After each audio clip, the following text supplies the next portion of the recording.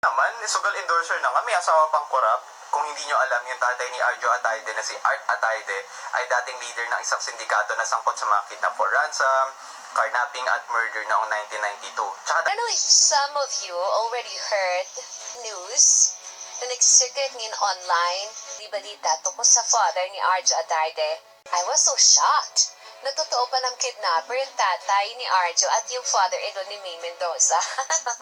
Ang tunay na pagkatao ng pamilya Atayde at ilan sa kanila ay naniniwala na hindi imposible ang akusasyon ng pamilya Diskaya kina Arjo at Art Atayde lalo't mayroong history ang kanyang ama na kilalang leader ng kidnapping gang taong 1992.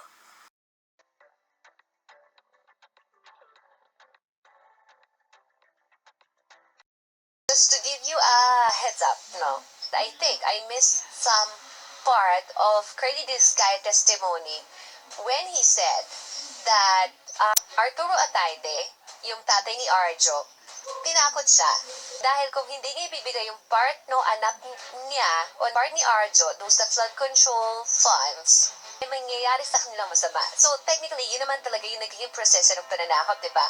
When you have parang may gusto kong kunin sa isang tao at ayaw nilang ibigay, you will do everything just to get what. Ito yung naging testimony ni Curly Diskaya. And na inabutan ng halaga ayon sa hinihingi nilang porsyento mula sa proyekto. Ang pagbabayad na ito ay hindi naman kagustuhan kundi isang hakbang na ginawa namin dahil sa matinding panggigipit. Ilan sa kanila, Arturo N. Atayde, ama ni Kong Arjo Atayde po.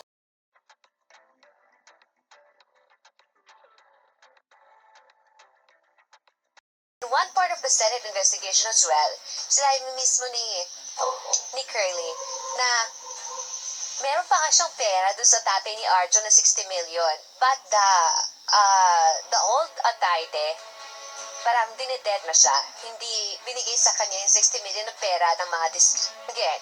Yung katulad po kay Kong Arjo Atayde po, bali 60 million po ang sinabi ko sa chat ko. Kasi 60 million po yung pinababalik ko sa kanya. pinababalik mo sa kanya. Na chat ito. pera po. Na pera po. Binigay mo kay Congressman Atayde, ganun ba? At sa tatay po niya. Hindi ko pinatatanggol yung may-ari ng St. Gerard dahil nasa spotlight pa rin sila di ba? Involved pa rin yan sa corruption flood control, for sure. Kahit na sabihin mo na wala silang ghost project. At least, di ba, they allow congressman to manipulate the fund and to get the money of the people. So going back to what I mentioned earlier, hindi kasi malabo talaga na nananakot yung tatay ni Arjo Atayde Lalo't may background pala to sa kidnapping.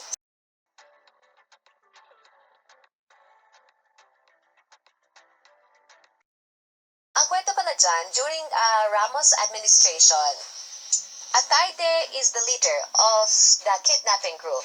Target nila yung mga high-profile personalities, including U.S. executives and several ethnic Filipino-Chinese businessmen na kidnap nila for ransom. And based on the Ramos administration investigation, merong mga sangkot na AFP sa gang ni Arthur Atayde.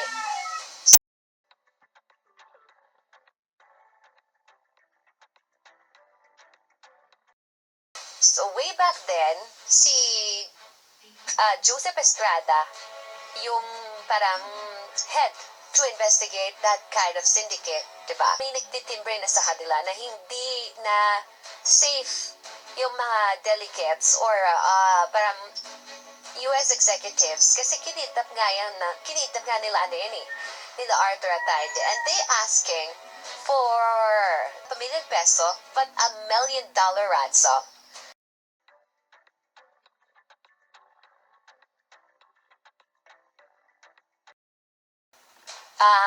Based on the testimony of General Lisandro Abadia, 14 suspect, no? 14 na tao yung nahuli. included a Filipino businessman who was tagged as the gang's financer and a member of the National Bureau of Investigation. So former NBI member pala yung tatay ni Arjo Atayde. And he is also a businessman.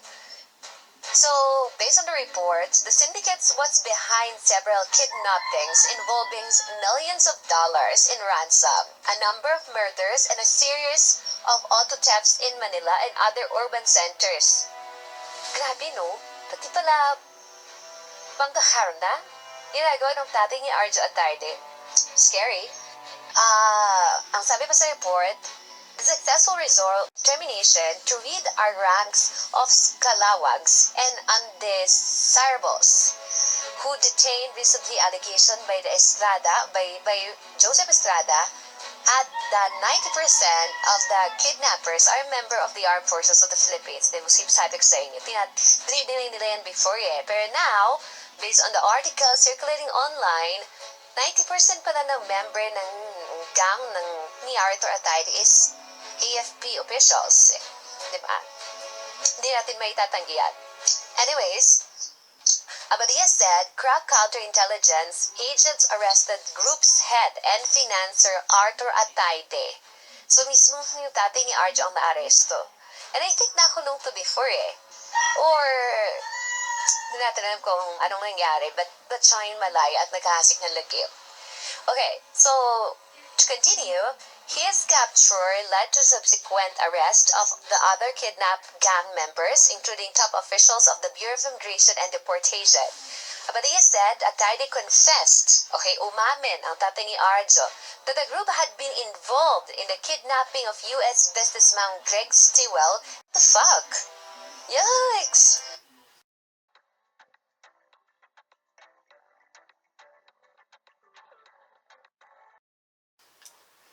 That the group had been involved in the kidnapping of U.S. businessman Greg Stewell and John Keegan.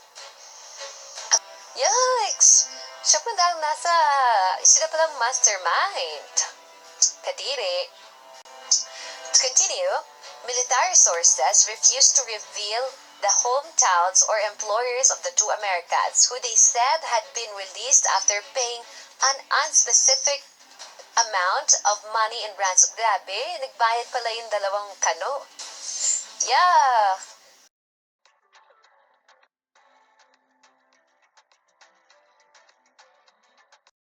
So, Atayde told reporters that he joined the syndicate because he felt confident that he could be protected by the government agents in his group.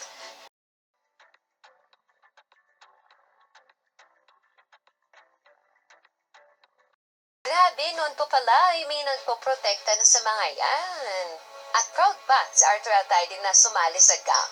Last part of the report, Fidel Ramos, or the former president, resorted the elite intelligence unit to help police halt a spate of kidnappings which is scaring off potential foreign investors and threatens the country's fragile economic recovery. So, mababasa niyo na yun online na kalat na siya. Na yung tatay ni Arjo Atayde, aminadong pusakal at head pa ng kidnapping. Nahuli din yan. Kaya nang din natin lumod bakit nakalay or napawala sa sala.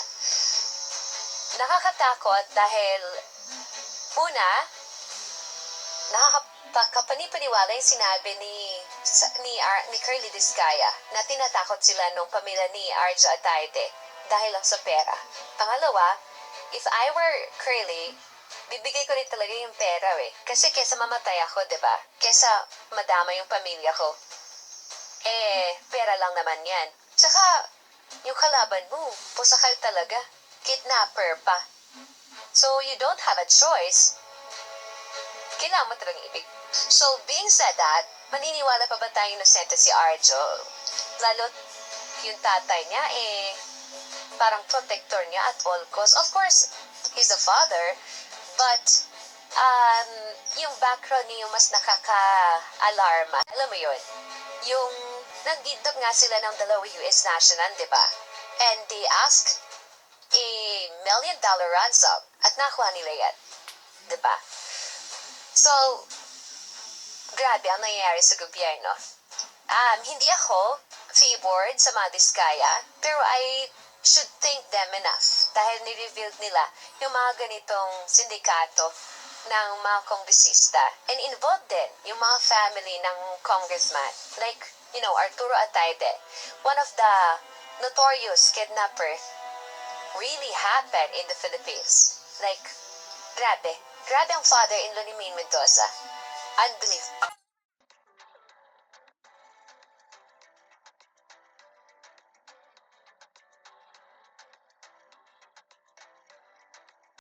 Inabutan ng halaga ayon sa hinihingi nilang porsyento mula sa proyekto.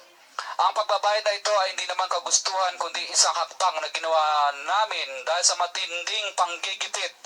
Ilan sa kanila, Arturo N. Atayde, ama ni Kong Arjo Atayde po, yung katulad po kay Kong Arjo Atayde po. Bali, 60 million po ang sinabi ko sa chat ko. Kasi 16 million po yung pinababalik ko sa kanya. Pinababalik mo sa kanya? Na Chat ito. pera po. Na pera po. Na binigay mo kay Congressman Atayde, ganun ba? At sa tatay po niya. No, hindi malabo yung mga allegation dyan kay Arjo knowing na ganito yung family background niya.